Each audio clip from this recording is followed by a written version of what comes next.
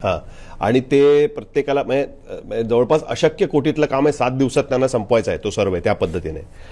परिस्थिती अशी आहे की याचा अर्थ असा की एकाच वेळेस 2-2 पद्धतीची आरक्षण मराठा समाजाला मिळतील. एक, जर हे आरक्षण टिकलं तर जे अखिल पूर्ण मराठा समाजाला एक सोशली आणि इकॉनॉमिकली बॅकवर्ड म्हणून आरक्षण मिळेल, आणि दुसरं, ज्यांच्याकडे कुणबी प्रमाणपत्र सापडली आहेत त्यांना ओबीसी समाजामध्ये पण आरक्षण मिळेल. याच्यानंतर मराठा समाज सॅटिस्फाय होईल असं तुम्हाला वाटतं का? जरांगे पाटलांनी आता मराठा समाजाला एससीबीसी म्हणून आरक्षण मिळण्याची मागणी आता सोडून दिली आहे की त्या मागणीशी आता त्यांचा संबंध नाही? त्यांचं म्हणणं आहे की हेच तुम्ही व्यवस्थित करा तरच आम्हाला चालेल. नक्की काय आपल्याला म्हणेल? कारण एकाच वेळेस दोन्ही गोष्टी होऊ शकतात आता. नाही, मी म्हणेन अजून तुम्हाला मी फीडबॅक देतो त्याच्यामध्ये. तुम्ही अजून त्याच्यामध्ये ऍड करायला पाहिजे होतं की ईडब्ल्यूएस मध्ये पण 8.5% मराठा समाज आहे असे देखील बरेचशा मंत्र्यांनी आणि बरेचशा नेत्यांनी सरकारने ऍडव्हर्टाइजर्स काढली होती की 8.5% जाहिरातच काढली होती. त्यांनी सांगितलं की 8.5% लाभ घेणारा मराठी. ह्याच्यामध्ये तर आपण कोणाला कोट करायची पण गरज नाही, त्यांनी ऍक्च्युअल ऍडव्हर्टाइजमेंट काढली होती न्यूजपेपर. मला नंतर कळत नाही की ईडब्ल्यूएस मध्ये तुम्ही जात शोधायला कसे काय गेले हे लोक. ईडब्ल्यूएस मध्ये जात शोधलेली आहे, म्हणजे नाव इकॉनॉमिक विकर सेक्शन, पण त्याच्यामध्ये मराठा शोधायला कसे गेले आणि काय त्यांना दिसलं, कुठले मराठा दिसले हे मला कळत नाही.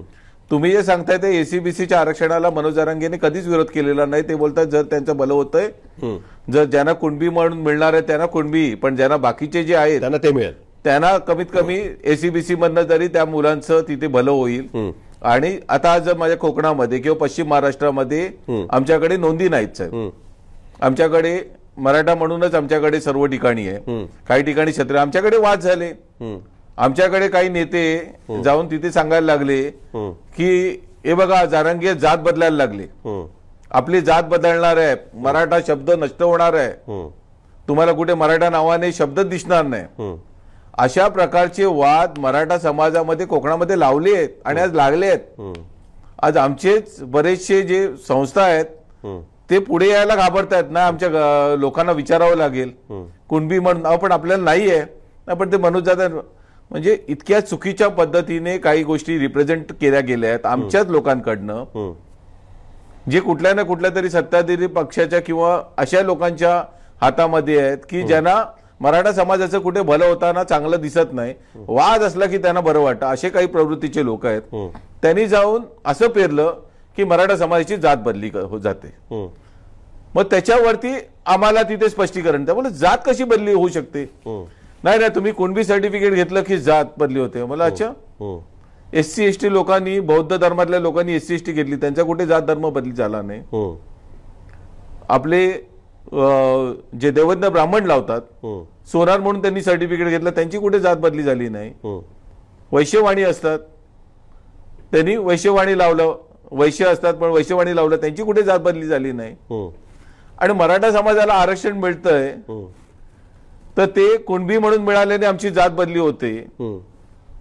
आणि कोकणामध्ये तर आमचे दाखलेच नाही आहेत, म्हणजे कुणबी म्हणून देखील आम्हाला मिळणार नाही, आणि तरी पण आमची जात बदली होते म्हणून बुमाबूम करणारी लोक आहेत. मग त्यांना बोललो, अरे पण आपल्याला कुणबी, आपल्याकडे दाखले नाहीये तर आपल्याकडे कुणबी म्हणून आरक्षण मिळूच शकत नाही. आपल्याला एसीबीसीचं जे आरक्षण आहे त्याच्यामध्येच आपल्याला जावं लागणार आहे. नाही साहेब, हे आम्हाला कधी कोणी सांगितलं नाही. आम्हाला फक्त सांगितलंय कुणबीची, तुम्हाला कुणबीचे दाखले मिळणार, तुम्हाला कुणबी पाहिजे का?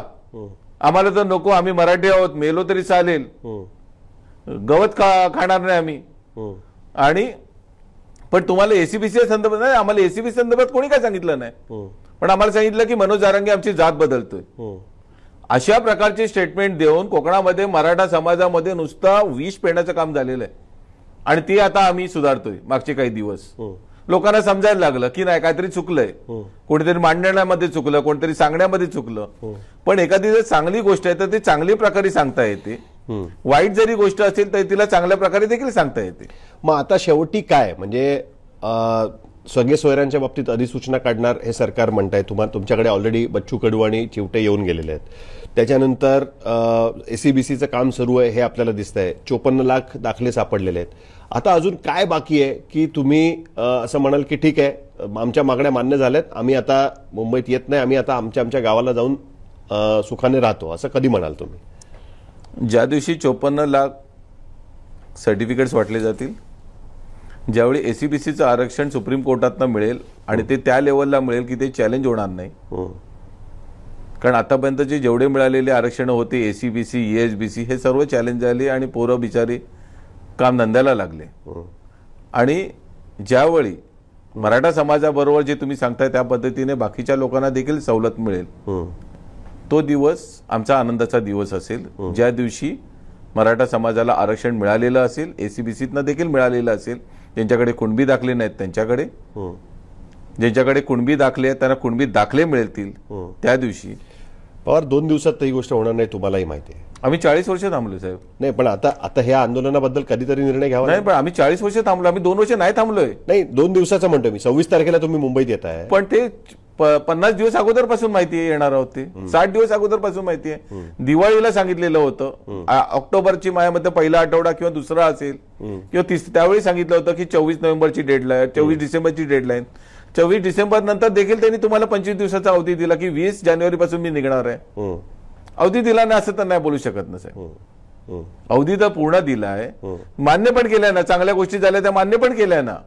पण ठोस जर होत नसेल, उद्या पुन्हा लक्षात येतंय की इथे धोका होऊ शकतो, ती रिस्क कोण घेणार? म्हणजे तुम्ही जोपर्यंत हातात सर्टिफिकेट तुमच्या पडत नाहीत तोपर्यंत तुमचं हे आंदोलन चालू राहणार आणि 100% मागे हटणार नाही. हा तुमचा मुद्दा आहे. 100%.